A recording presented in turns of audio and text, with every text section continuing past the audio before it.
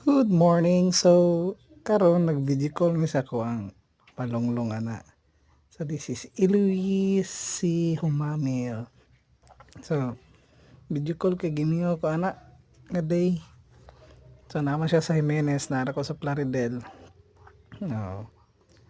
Sas lihok ka na tawon. 3 months old na ni. So, kana ako lang siyang gilingaw-lingaw ana kay kana bago pa ni siya na humagdidi o kita mo siyang baba bula-bula. Tungod na siyang milk.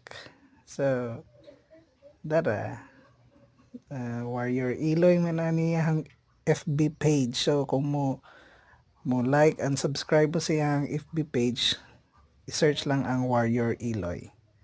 So ayan, Eloise si Humamil. Mo na iyahang dada. I am her dada. Dara si Eloise. So kana nara ko sa balay gihigda-higda gikapoy ko og edit sa mga slides for moving up. So that's all for today.